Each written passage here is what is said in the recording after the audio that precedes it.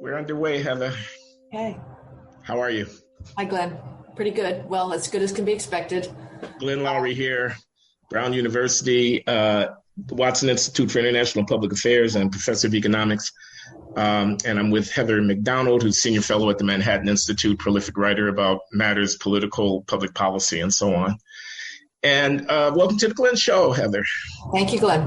It's glad to be back. Okay, now the reason I wanted to talk to you, it is good to have you back. I mean, people should know Heather McDonald, the prolific critic, the war against cops. Heather, you started a whole thing with that book.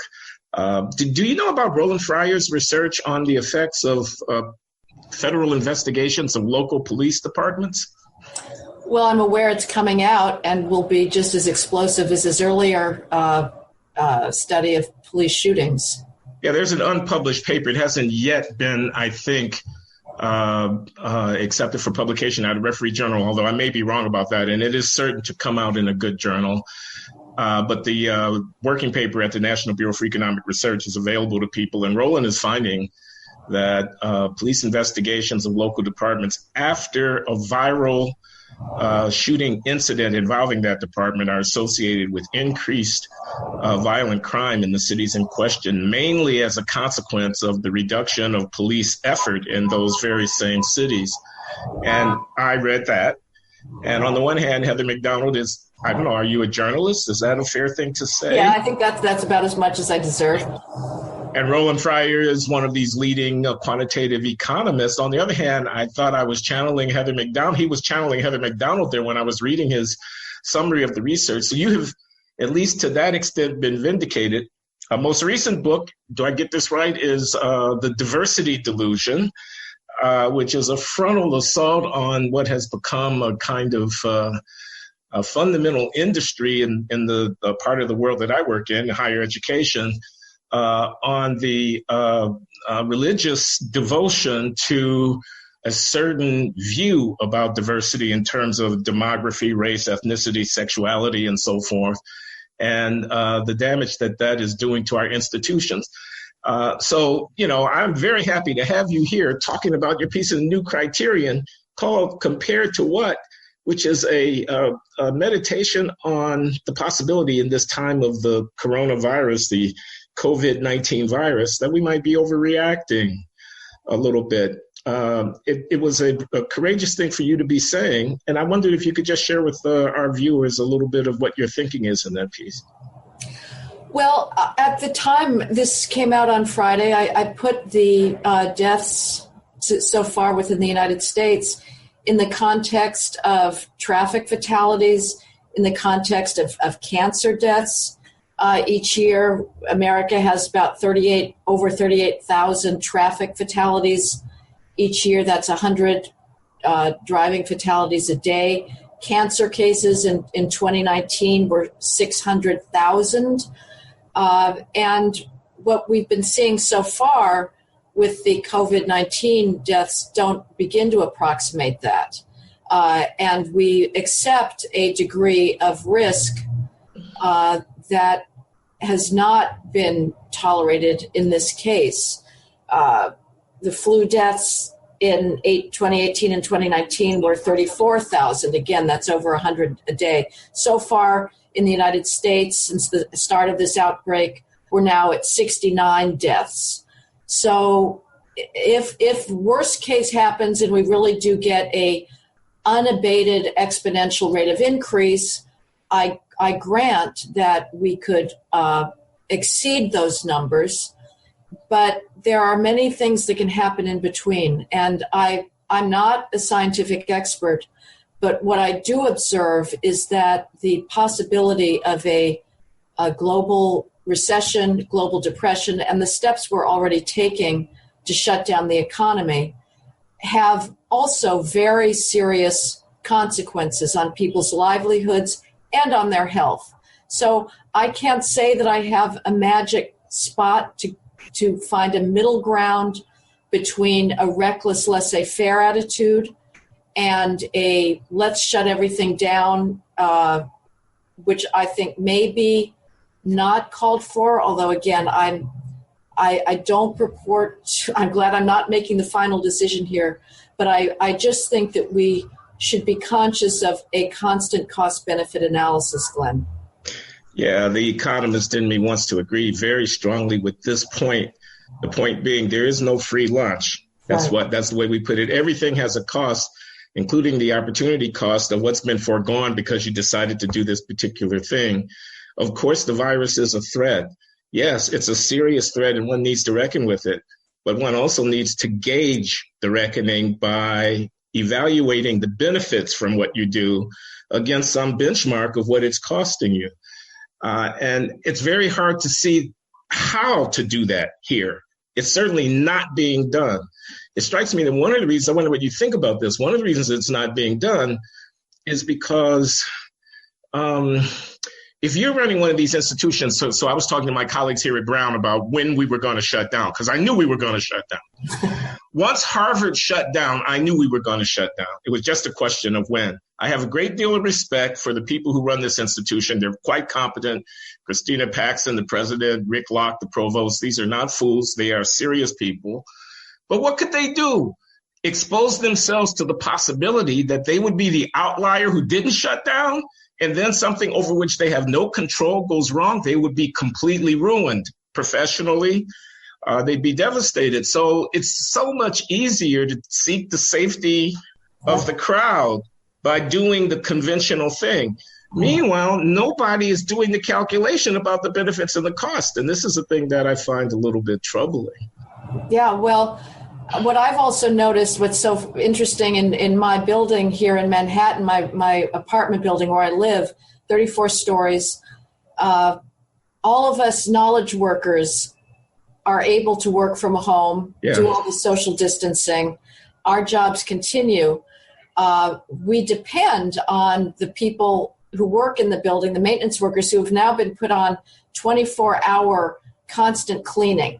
A worker cleans all the elevator buttons, the doorknobs, goes floor to floor, and then starts all over again when he comes down and he fills out a little log like you'd have an elevator inspection sheet in an elevator to reassure us knowledge workers that we're being protected from a virus outbreak in our own building up here in Upper Manhattan.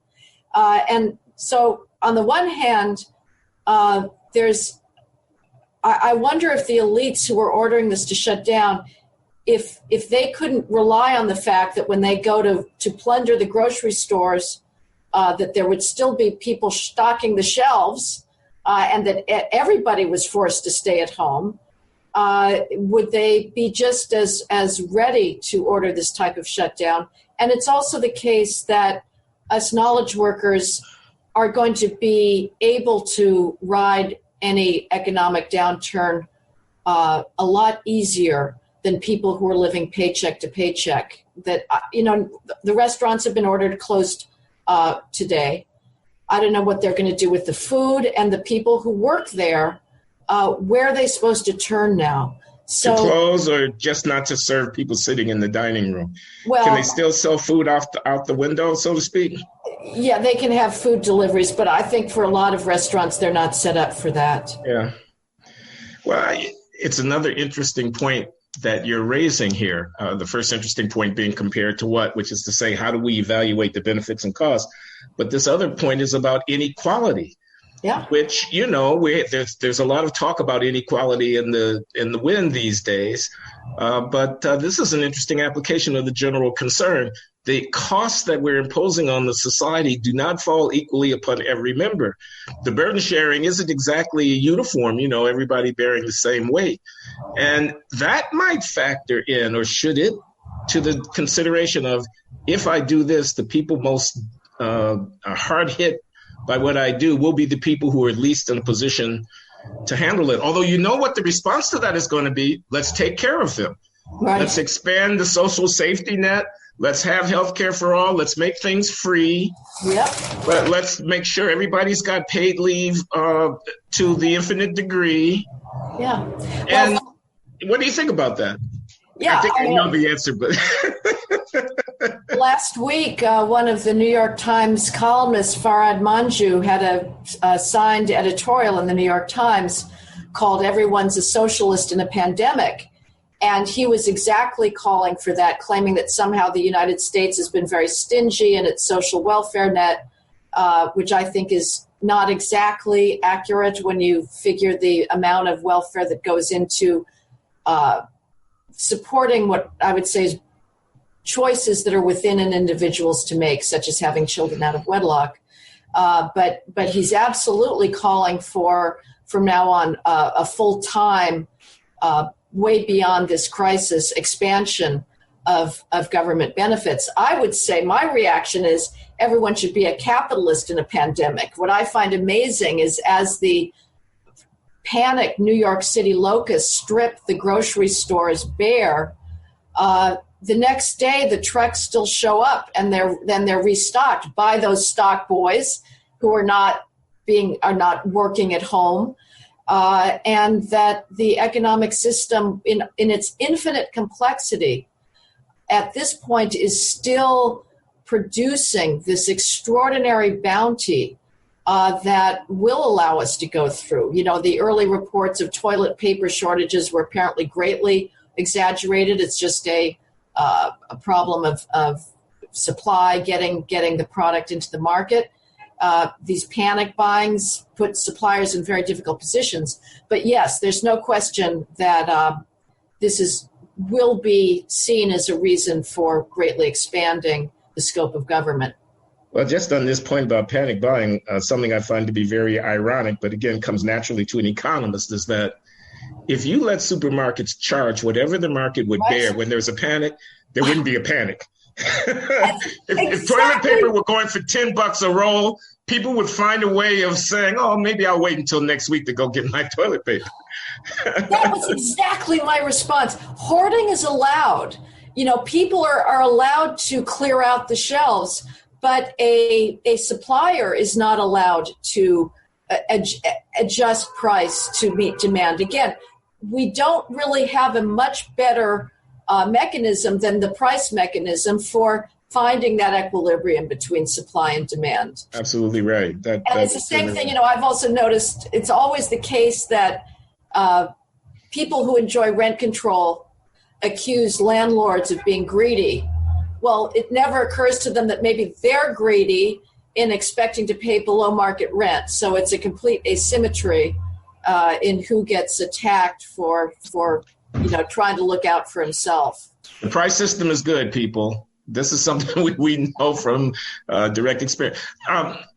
Heather, okay, pushback. I have to push back. Of course. 2 points. One is about public goods, and the other is about X dot equals AX. That's the exponential generating equation. Public goods is, for any given individual, going around the corner to the restaurant and buying the sandwich or sitting down for the meal doesn't really impose very much risk upon themselves personally, and doesn't make in and of itself a whole lot of difference to the general outcome. But if everybody goes around the corner, sits in their diner, has a drink, socializes and chats, that is a qualitative change in the dynamics of the disease spread, and that's bad for everybody. So you have to have compulsion as a way, you have to, in effect, draft people into the social project of preventing the spread of disease, because left to their own devices, each one of them would act in his own interest, and the cumulative effect of them doing so would be to undermine our public interest. Mm-hmm. Okay, well, so that's one concern. I'll mention the other concern. Let's do one at a time. And you can one at a time, yeah. Public goods. I've seen that argument, and that's been leveled against the French for going out and continuing to frequent cafes. There's still a part of me that remembers the 2008 recession, and I cheer on that behavior. Now, again, this is a different situation, but there's a part of me that thinks, well, by going out, you are keeping that small business cafe owner or restaurant owner alive, and that I see that as a good thing. But on the other hand, there's also the cost of everybody staying at home. And let me just finish my thought. I don't really see New Yorkers, at least, erring on the side of wild abandon and following their instincts to go do things. I think it feels to me in this city like people are being cautious, whether properly or excessively. So I don't see that happening, but it well may be that there are people who would decide to take advantage. But there's also a public cost issue of everybody staying at home. As we've been talking about, the economy, and that the economy is human life.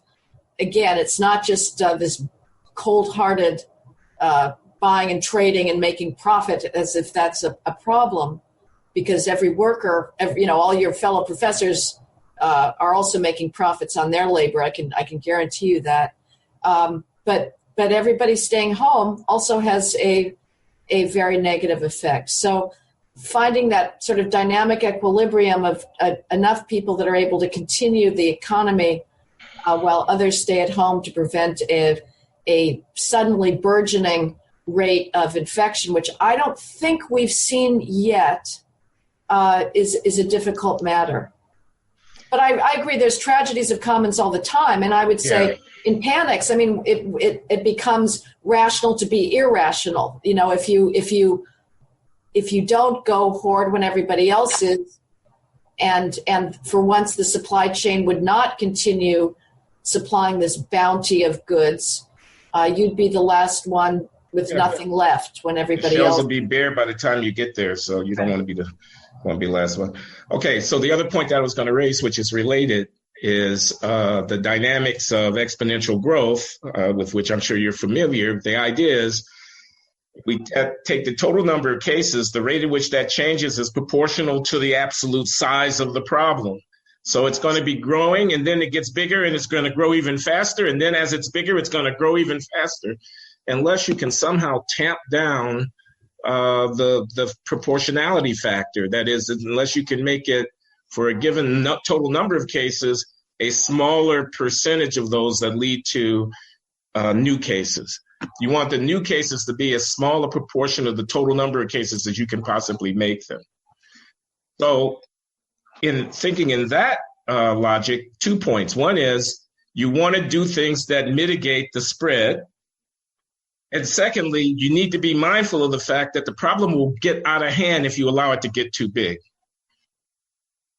This is what Dr. Fauci is saying. He's saying, when he says, I can't possibly be overly reacting. You're going to think I'm overreacting. That means I'm probably doing the right thing, because I'm trying to limit the rate at which this thing spreads so that it doesn't get to a point where there's, in a sense, nothing that we can do to kind of contain it. What do you think about that? And that, therefore, might require very draconian intervention. Yeah. Well, there was also, we've been through other pandemic warnings, H1N1, swine flu, SARS and MERS, Zika, and that didn't happen. I mean, were those not thought to be exponential in their growth patterns as well? I just don't recall the same panic happening, and I don't know what the circuit breakers were that stopped that rate of growth. But it seems like we have had some crying of wolf in the past, which does not mean that this time the wolf is not at the door. But just as this was unpredictable, arguably, in its onset, it's also very hard to predict what might intervene. Now, policymakers have to make these judgments. I'm not sure, are scientists always right? Is science now completely free from politics? Not necessarily, from what I've been observing with the diversity ideology that's taking over science, incredibly to my mind. So I don't know, but we've had other pandemics in the past, or alleged ones in the recent past, that did not reach that breakout stage. Again, that having been said, I'm sorry to keep qualifying back and forth, but we're both operating in ignorance. It does seem like Italy is a tragedy. It's hard hit. I would focus, as you suggest, Glenn, really target the resources, and that means stepping up hospital capacity right now, which I think we are doing. So far the data continues to be the case that the overwhelming number of fatalities are people who are elderly, have existing respiratory ailments, they may have been in the hospital anyway. This is not to say that their deaths are not as tragic as anybody else, but it is not something that is going to take down the entire society and radically increase its mortality rate, at least with what we're seeing so far. I think this point is well taken, that the heterogeneity, I should say, the differences in the population of susceptibility to illness offer the possibility of targeting so that you can focus your attention on the part of the population that is most at risk. I do want to say, neither you nor I are epidemiologists, and there's an awful lot to know about the natural history of these outbreaks. I was told, for example, I think it was Zika, that one of the reasons that the outbreak did die down is because it was so deadly that people who did contract the virus expired soon enough that they didn't have as much of a chance to pass it on to someone else, which is a kind of, morbid irony in the situation. I gather that some of the important parameters will be the degree of contagion, so how easy is it to pick it up from somebody else, as well as the life cycle of the disease, how long does it take before it works itself through? Have you heard, by the way, these speculations? I just heard this on the radio, that some people are advising that maybe the best thing to do is to allow a country's population to become infected to the extent that it would, develop natural immunities. Of course, some of them are not going to make it, but the net effect of that would be to kind of let a fire burn itself out, and then you'd get on the other side of the dynamic and you'd be, more or less home free. I'm wondering what you think about that. Well, that had been the stated policy in Britain under Boris Johnson. I predicted that he would be forced to back down from that. I think he has already. Yeah. But as of last week, that was his idea. And I'm all in favor of natural experiments. It's a good thing to have different countries respond differently to this. And the mortality rate, the initial estimates were grossly inflated, 3-4%. It's obviously, a function of we don't yet know the denominator. I think really what matters is not so much the rate as the absolute number of deaths. And so far, again, they're a pittance. I know it's early in the United States, but 69 deaths countrywide, most of them still concentrated in Washington State around that one. Yeah, that nursing home.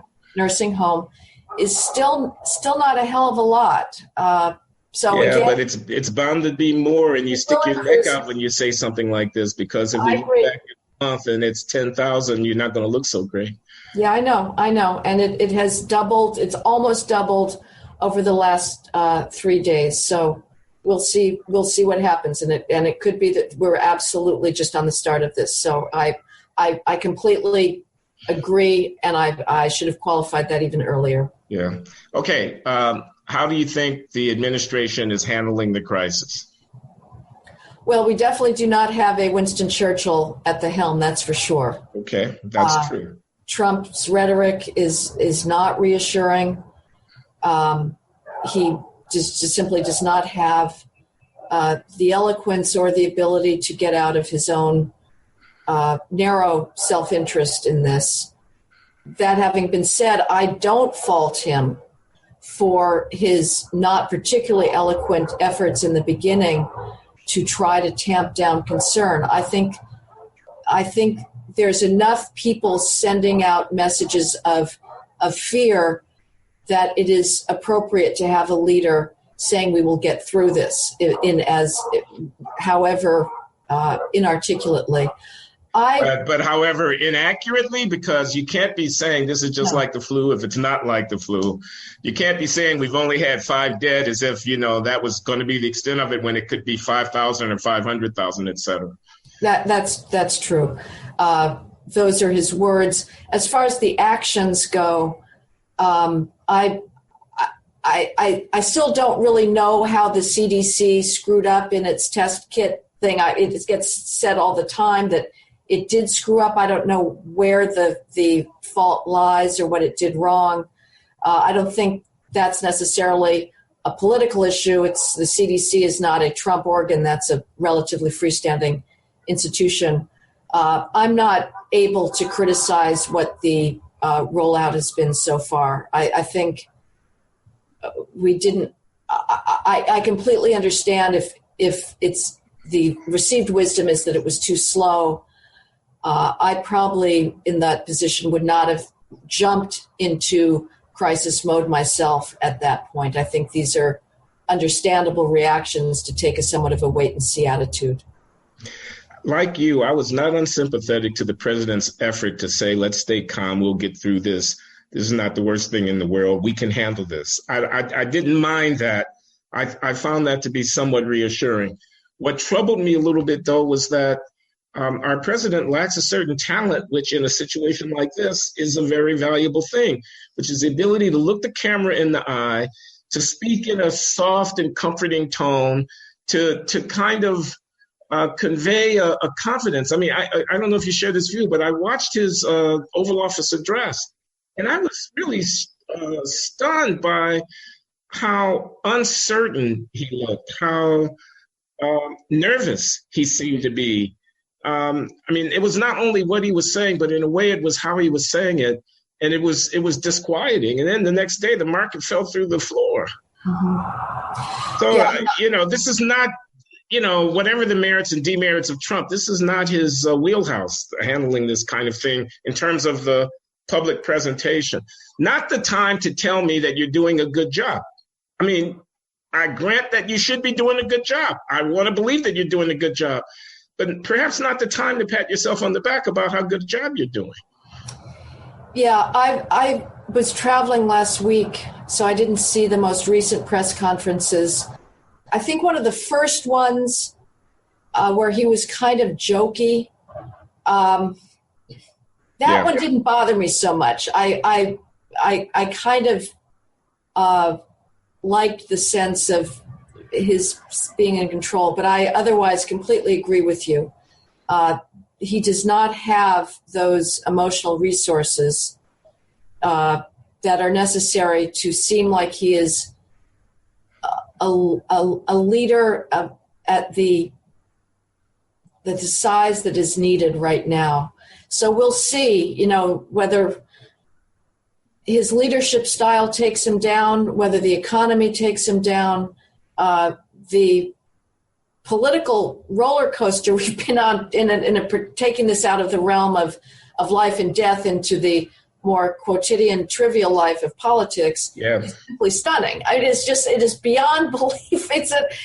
Sophocles could not have written a better play about hubris and the wheel of fortune striking down those who, vaunt that they are somehow impervious to the changing fate.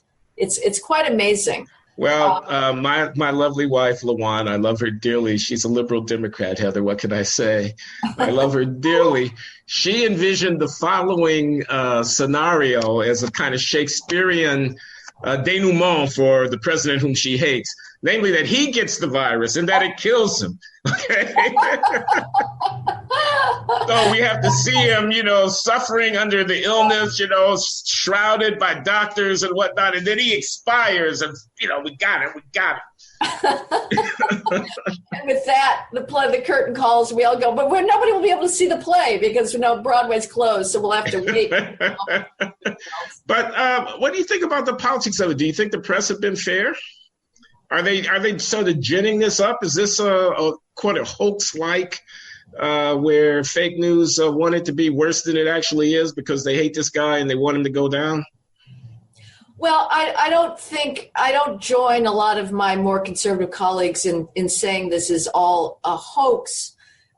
It's certainly not. I mean, that's an absurd a claim. Yeah. But I have to admit, let's be non-naive here and acknowledge that it is hard to avoid missing the sort of smacking of the lips that finally, after the cratering of the Russian, collusion and then Ukraine, that and this impeachment, this is just heaven. It's pure manna that's fallen from heaven for the media that does hate Trump, and there's inevitably a whole chorus tearing down every pronouncement he makes in ways that sometimes I think is not justified.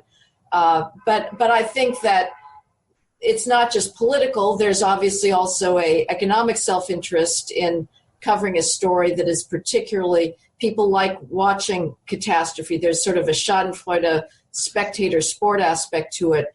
But I've also been listening to Italian TV Rai and a German Deutsche Welle. And there's, at least on Rai, there's saturation coverage there too. But with less, there's no question, much less of a political angle than you get here from MSNBC and CNN.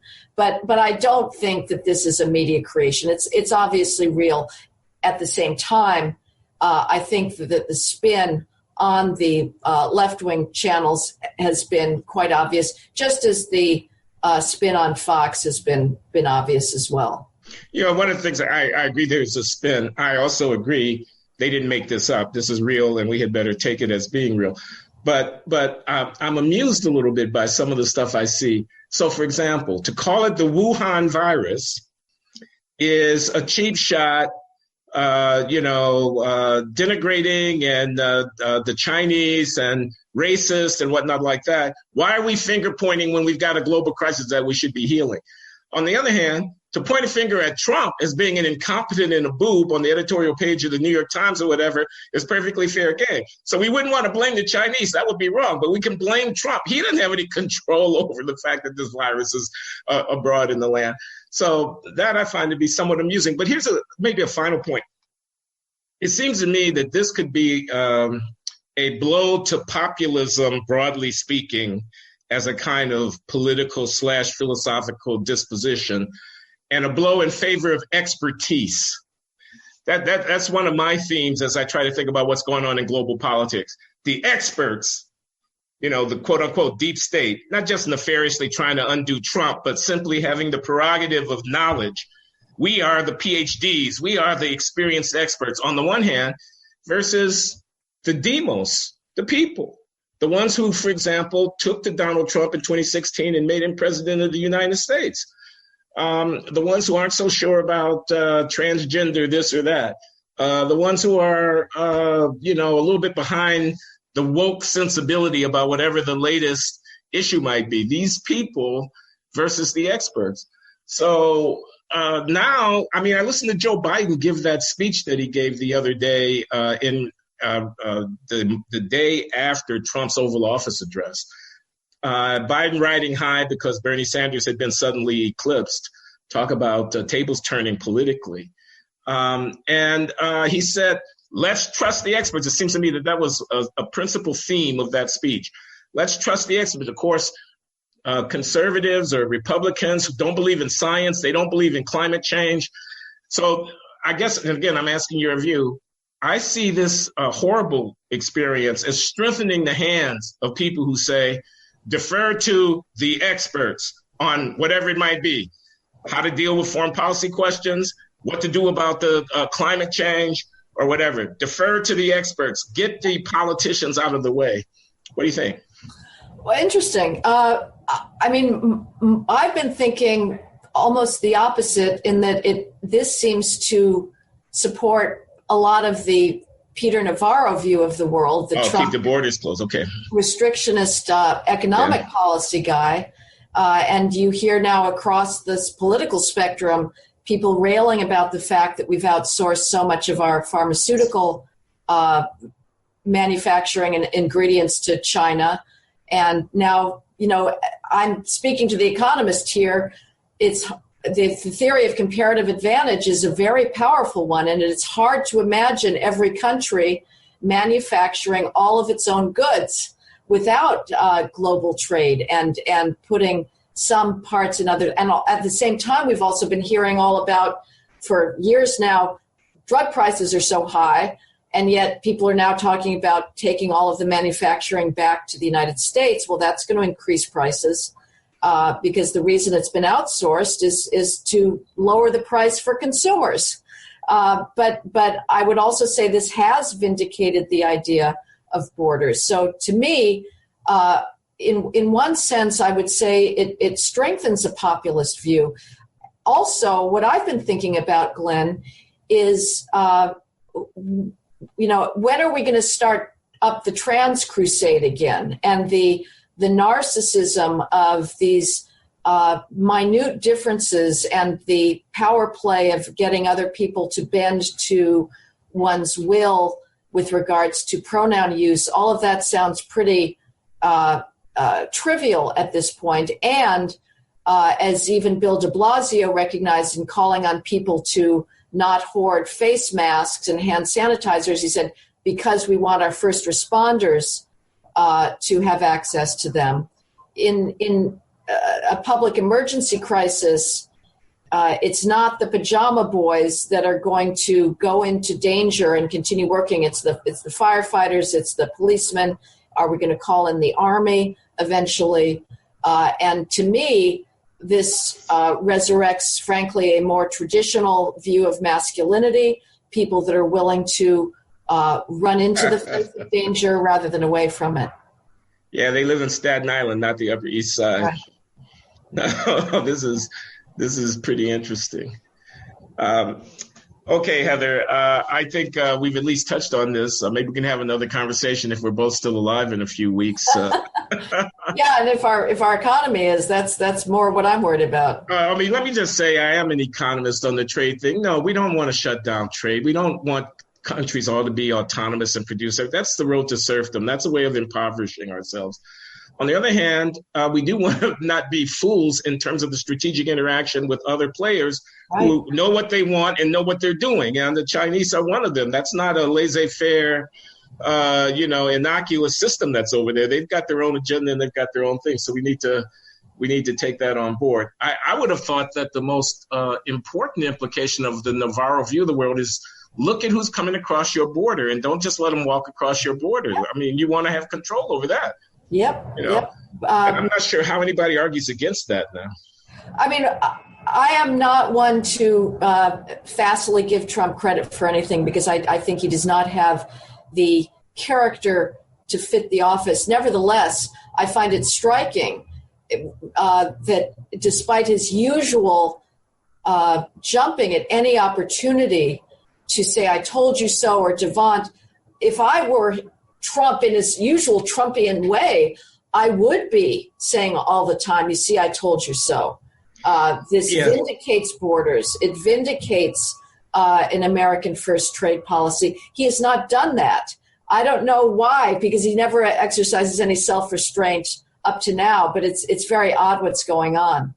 Well, maybe some advisors have gotten through to him and say, don't play into their hands, they're being his enemies in the press. I did hear him in a news conference today. Today is Monday, the 16th of March, say, when asked about would he bail out the airlines, he said, yeah, we're going to stand behind the airlines. It's not their fault. It's not anybody's fault, except maybe for the originators, not originators. He made reference to the origins of the plague, which was an indirect reference to Wuhan. But it was very minor. I mean, he didn't play on it, but he did say it. He did say it's nobody's fault except maybe where it came from. Mm-hmm. That was as much as he would allow himself. Well, yeah, I don't know. I'm not about to say that China should have been more draconian than they were. I don't know. We just don't have the facts. I mean, if they did, arrest some of the doctors who were sounding a warning and try to make it go away, then that would be one thing. But how do we know? We don't know. Yeah, we don't know. It's not out of the range of possibility, that's for sure. But we don't know. And we'll never know because there's no press over there that's free to report on that kind of thing. We don't have a problem of the Chinese government leaking the inside deliberations of its cadres or the benefit of that. Well, Okay. I think so far there's not been many due process concerns yet raised here, but that's another balance, that we certainly saw after 9/11 of security versus liberties, and one that China obviously doesn't have to worry about. Indeed, I'm going to let that be the last word. Thanks so much, Heather, for your time. Great conversation, Glenn. Thank you so much. Bye-bye. Bye-bye.